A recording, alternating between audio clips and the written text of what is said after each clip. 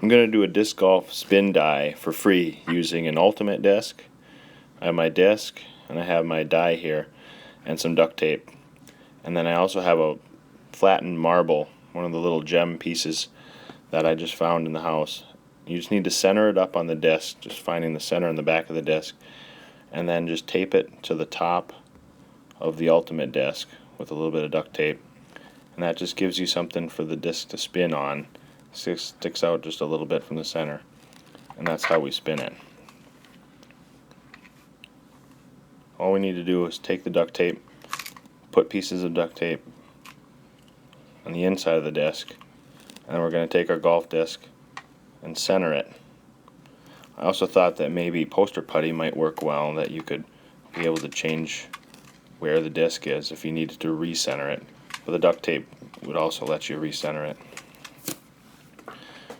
We just take our die, and it's pretty watery. This is a shaving cream and RIT dye. I have old powdered RIT that still works, and I have some shaving cream in there with water, and that's what I'm using to do my dyes.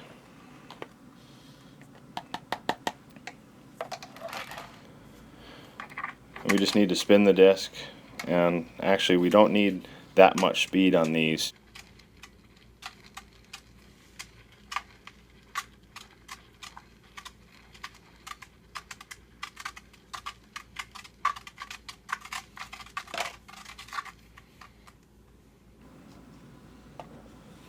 One thing I like about this is that, for one, it's free, but then two, you can spin it the opposite way. So you're not required to just spin one way like you would with a box fan with a setup. You can change the speed and spin the disc however fast or slow that you want. Spin it a few times, put some dye on there. And you can leave it like this, and you have a little bit of splash. And if you spin it a little bit faster, you can get the dye to spin and splash out a little more. I think this looks good, so I'm going to leave it just like this. And then you can take the disc out and you can transfer it, or you can just leave it right in there. I have another disc I'm going to do, so I'm just going to take it out and remove it, and I'm going to put in another disc and give that one a try as well with a different technique. This is a X Express. I wiped a little bit of the stamp off. I'm going to do a little different technique on this one. I'm just going to use the same dye that I had before. Maybe not ideal colors. I'm going to put dark blue on this blue and then the red.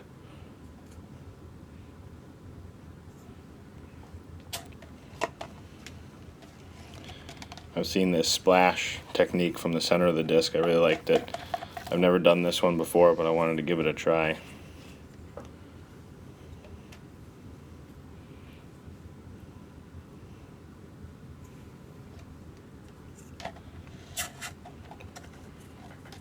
I'm just going to add dye to the center of the disc in not any particular pattern.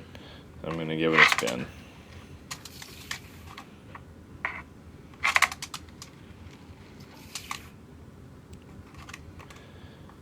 And looks pretty good. I'm going to add a little bit more dye to the bottom here and get a little bit more even.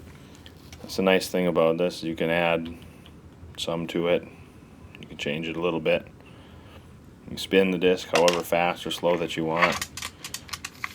If your die is really thin, you don't have to spin as fast.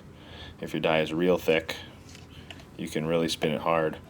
The nice thing about having the Ultimate disc is that it contains all the extra dye from spinning all over the place. And that type of plastic doesn't accept dye, so you can just wash it off and it's going to be just fine.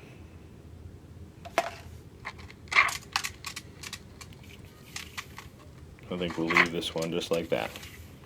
We'll let these sit overnight and we'll check on them, wash them off, take a look in the morning. So here's what we came up with this morning checking on them. Using the red and blue dye, I just used this that I had, and two of them happened to be red and blue. The Z Plastic didn't take this die real well, but I'm really happy with the patterns that we got out of the spinner. Really like the Express, the way that this one turned out with the die pattern coming off of it. It was free, didn't cost me anything. I still might build a fan setup, but with the materials I had, I'm really happy with being able to make a spin die today with just materials I had.